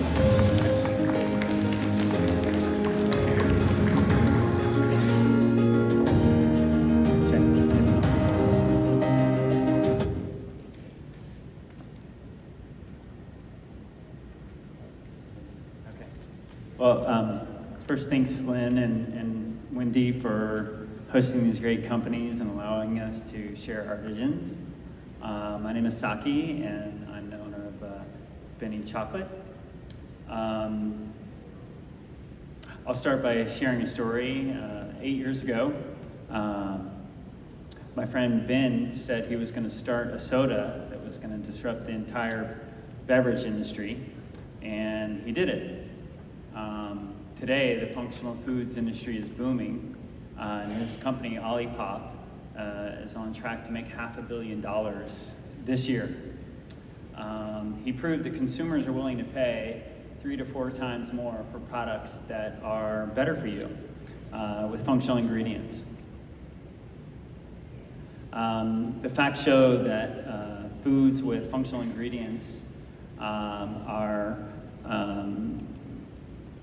growing at a really fast clip. The demand for them is growing really fast, and chocolate is a particularly good vehicle for adding superfoods to a form factor that consumers already love.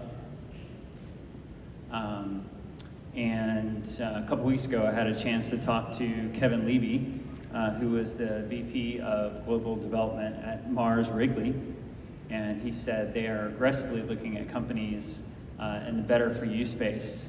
And already Hershey's acquired Lily's for a $425 million acquisition, and Mondelez acquired Hue for $340 million valuation. So that's why we decided to create the Olipop of chocolate. Our chocolates have all the benefits that consumers are now looking for, and we come in various sizes, so you'll find us in the aisles, and you'll also find us up at the registers in many of the top stores. We're in 275 stores now across the country. Stores like Erewhon, which is arguably the most discerning grocery store in the country. They're putting us in their prime shelf space. And now Nike headquarters is onboarding us. Apparently their executives really like our chocolate. And we have a deal with DoorDash. It's actually Door Mart that's opening their stores. So they don't have to go to retailers. They can actually deliver straight from their marts. And so our projections are based purely, in 2024 last year, we did $250,000 without any advertising. It was completely just upon the stores contacting us and word of mouth. And with growth capital, we will easily grow 100% within the next 18 months. And it doesn't stop there. As a CPG company, we can expand to many other SKUs. We're already doing private labels to expanding franchises. And kind of taking from the Amazon playbook, we're offering 3PL out of our fulfillment center. And one of the things that this does for us is give us insight into the strategies of some of the other brands, and it also diversifies our revenue. And I'm excited about this because in 2001, I was part of the pilot program with Amazon when they first started doing on-demand delivery. And I was able to study under some of the executives at Amazon, FedEx, and UPS to learn a lot about the modeling of logistics and understanding the value of owning certain aspects of the market.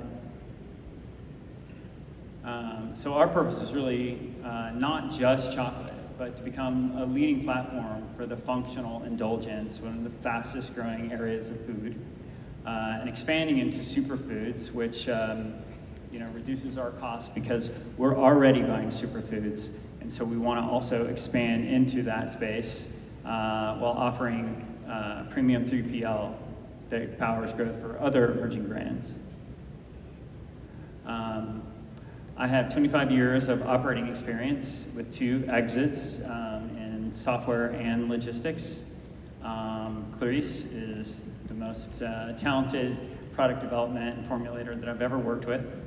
And we have great managers that get to eat chocolate for free every day. So yeah, we are raising $350,000 over the next few months and a total of 1.3 over the next 18 months to grow this and bring it out further to the world. Thank you, Sakin. Yes, Adam. So some questions in regards to your velocity. So you're selling off the shelves. Obviously, it's going to take marketing. You've got some good distribution, but I'd like to get a feel for the velocity, your margins, and your path to profitability in terms of how long you think it's going to take you to actually break even. Yeah. So right now our velocity is really limited just on what I can afford because we really haven't taken outside funding. So we're just making inventory that I can afford to make right now. And as the graph showed, we did about $250,000. I think with capital we can, more than double that quite quickly. So in terms of velocity with individual units, we sell for about $5 to the stores. Our MSRP is $10.50, and we're probably going to raise that up to $12.50 because we continue to sell out of our product. Everything that we produce. In fact, last week we produced about 6,000 bars, half of which are already sold. So. And your margins. And the margin. So we, MSRP is 10. We sell to 6. So about the stores get it for 40%. So they're 40. And then if we go through distribution, they obviously take another 15 or 20. Susie? Arpit. So who's your target market? How are you differentiating compared to other companies which are sugarless stevia variants? Yeah. So we are using a lot of premium ingredients, but we also offer, the big differentiator is that we offer, the functional ingredients within our products, and according to the stores, according to our customers, that nobody has been able to formulate like mushroom bars and ashwagandha bars that actually taste as good as ours. So all the stores, even Erewhon and Jimbo's, they are all telling us that we have the best product. So I think the difference is not only in the product itself, but sort of the brand personality that we develop. And are you targeting kids, middle-aged, older people?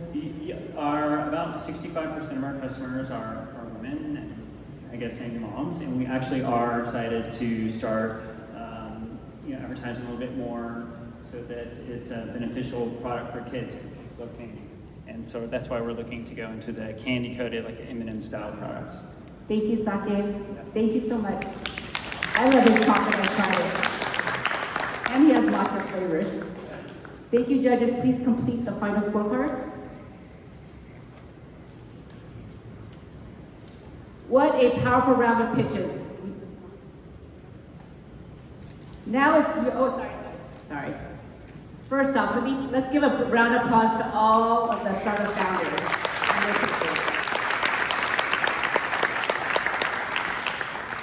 Thank you for your passion, your ideas, your vision, and your courage for being up here. I wish you all the best of luck. Hopefully you get money after this pitch event from some of these investors.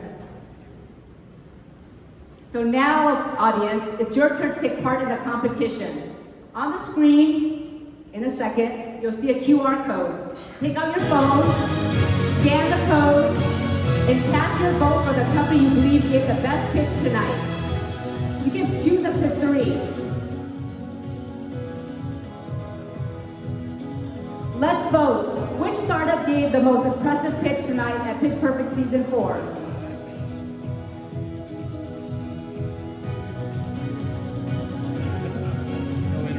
So Swivel, with your travel app, booking flights and hotels. Hoha Medical was the spinal surgery. Auto Sushi speaks for itself. USB Bank Corp, the first Vietnamese bank. Dinero supporting the Hispanic community with the financial services app. LifeCloud protects your assets and documents. Apart Books, construction for the construction industry, accounting for the construction industry. Lyric, iCloud services, Bene Candy Chocolate, and Adway. Advertising billboards on the car. Did everyone vote yet? You get up to 3 choices. Is that the final answer?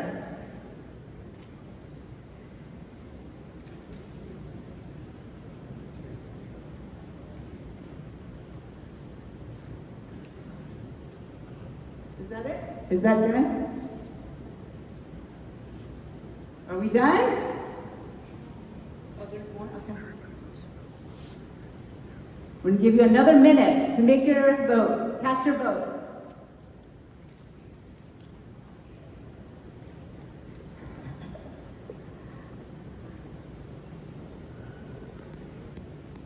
Uh-oh, we got some ties. Uh-oh. Swivel is in the lead right now. Make sure you can take your phones out if you haven't yet. Last chance to cast your vote.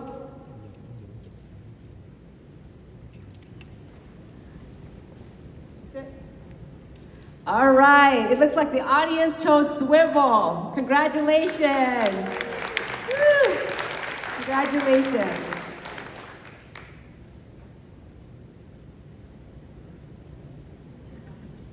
Okay, just give us another minute to finalize the judges' scorecard so we can announce the winner.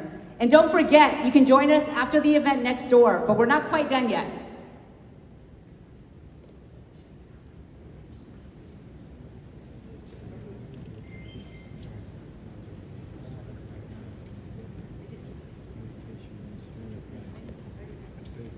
Swivel is our lucky winner tonight from the audience.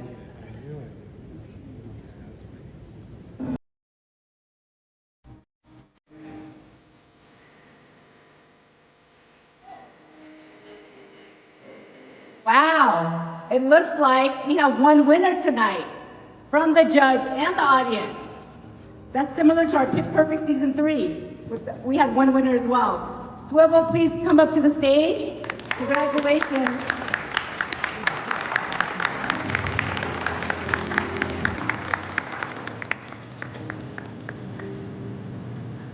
Well, the second runner-up we have is Adway. Would you please come up to the stage as well?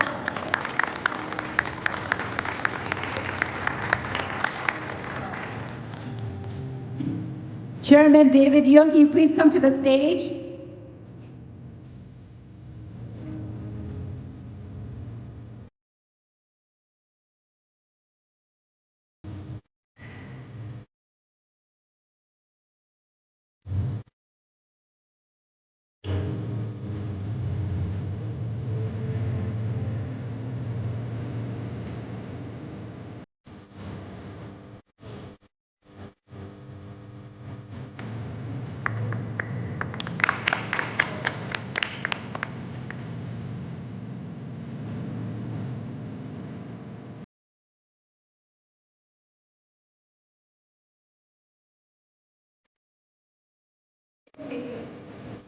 Before we close, can we also invite the founders and the judges on the stage, please, just for one photo?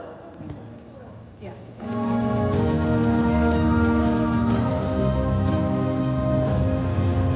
All the founders that pitched tonight and the judges, please come up to the stage.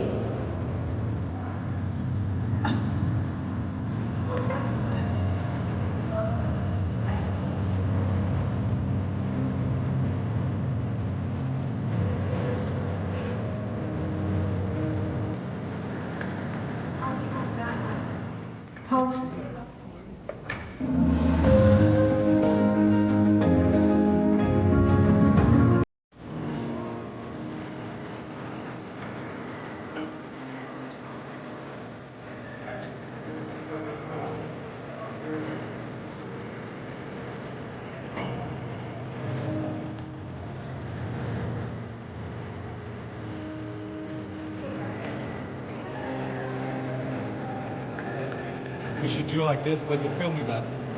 Yeah. Yeah. Oh, you mean like people pitching their ideas? Yeah, for film. Oh, 100%. And right after this, we'll have the closing remarks. So give us a few more minutes. Thank you so much. Yeah, I agree. Yeah. So VABA set aside $50 million for funding small company. Right. Yeah. So they could fund one of these companies. Right. It's Film is a full thing, right? I'll send you the link. I was gonna ask you, can you send me that? Yep. Okay, thank you. Appreciate it.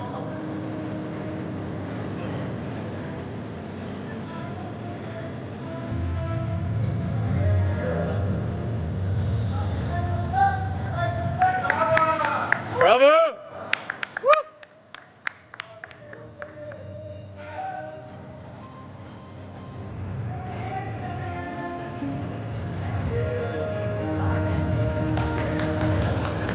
Thank you so much. You should go meet some of the judges. Oh, yeah. Yeah. Okay.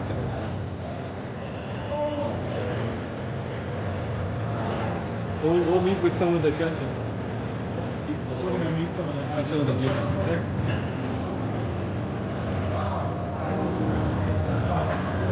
Great. Nothing much?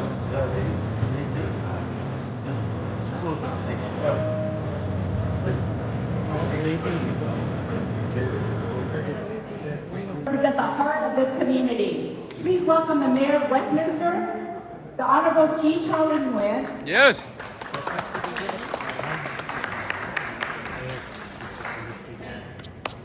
Thank you very much. It's late into the night, so I will be quick. First of all, my name is Chi Charlie Nguyen, and I'm a mayor for the city of Westminster, the neighboring city, which is not far from here. But first and foremost, I want to thank VABA, the Vietnamese American Business Association. This is the first time that they had this event here in Orange County, Southern California. So I hope that more and more coming to this area. So I want to thank you for hosting this event. And together, I know this is we are here to speak with one voice, and that voice is empowering business excellence. So once again, thank you very much. Thank you for hosting this event. Thank you, the judges, to be here this evening, and I am very, very honored to be here this evening with all of you. Thank you very much. Thank you, Orange County, for being with us tonight for Pitch Perfect Season 4, Redefined. This program may be ending here on stage, but the night is not over. Please stay, join the networking reception next door. There's more hors d'oeuvres, appetizers, and continue the conversations that will shape tomorrow's opportunities. Have a great evening, and see you next door.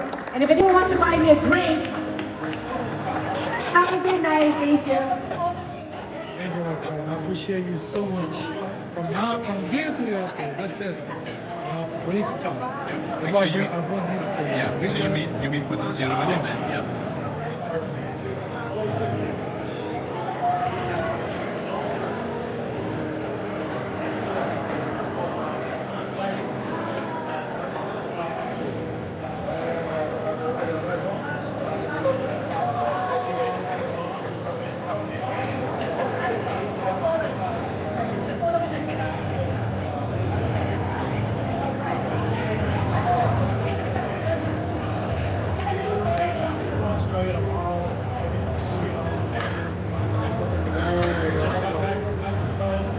Hardware now? Yeah.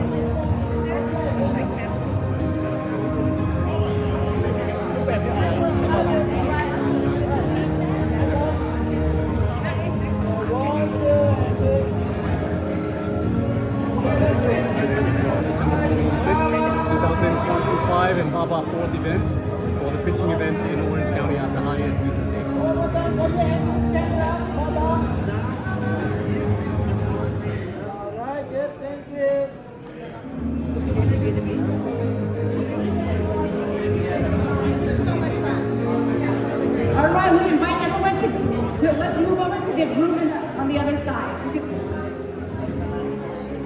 make some more networking activities. So good.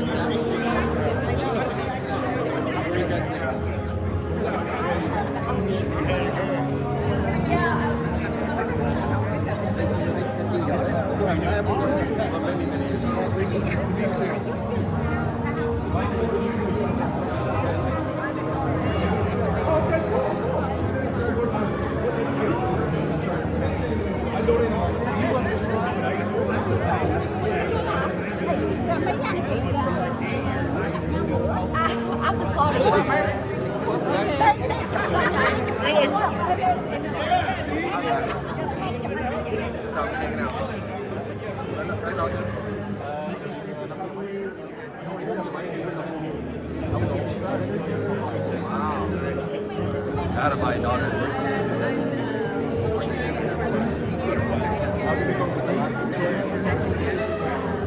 So that's what it is.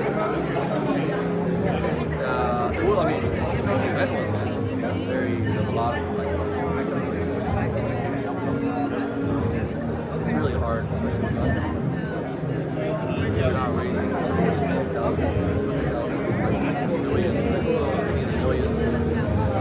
You have to be very specific.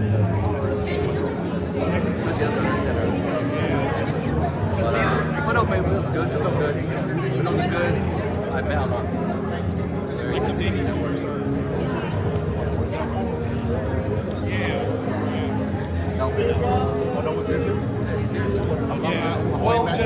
Hopefully with that division, hopefully with that division,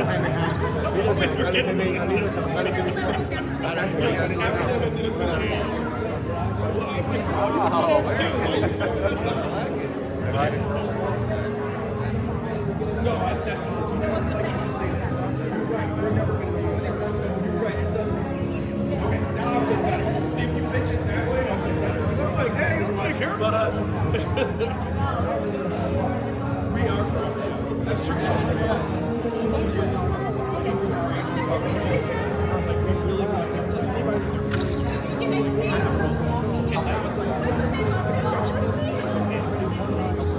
Ready, 1, 2, and 3. 1, 2.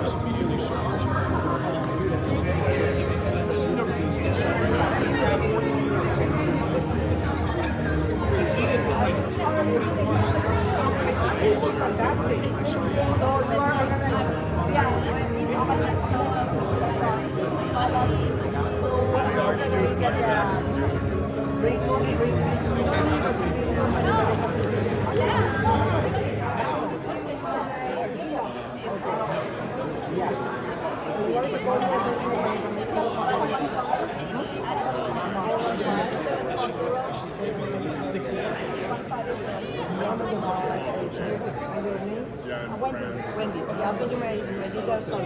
Thank you.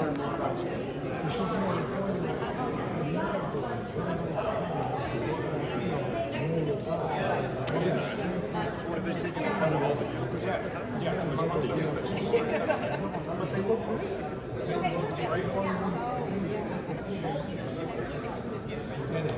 To me, all is because has, even some of them have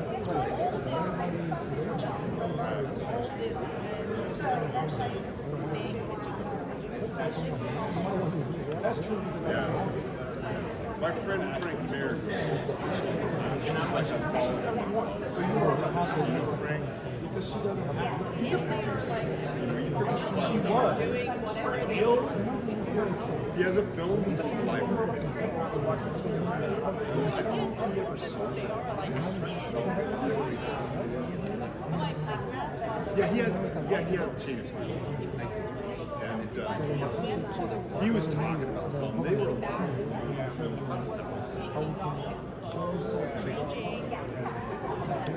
Yeah, I don't know how that's going.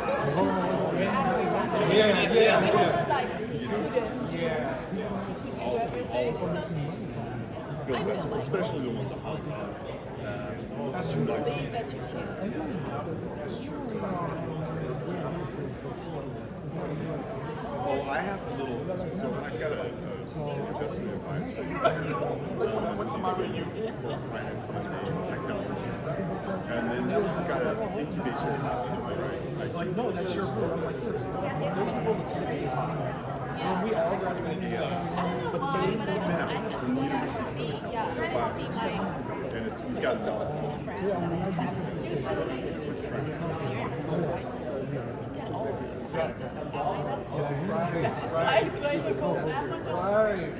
I don't know. I don't feel myself now. I feel plus I keep lots of young people around. Yeah, I hire young people, and I'm like, I'm not getting it. Yeah, he knows more than you do in our business, but it's like, you are on the field and change your life. Not for Did I do it?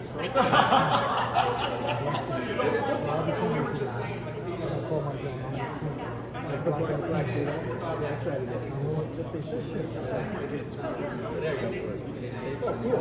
Yeah, there we go. So,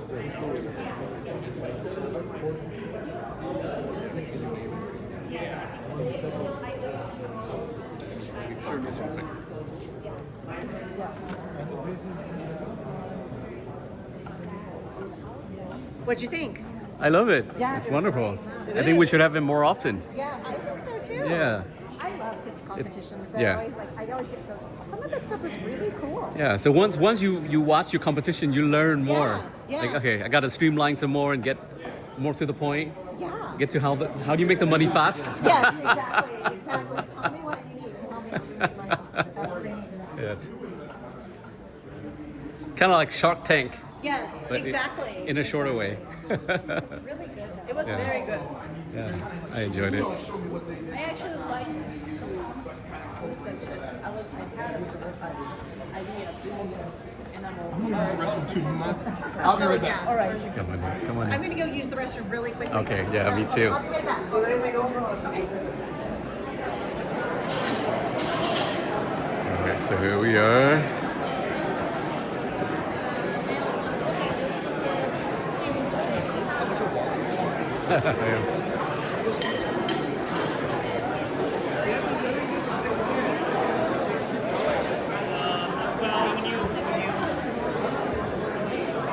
Alright, so this is the after party here.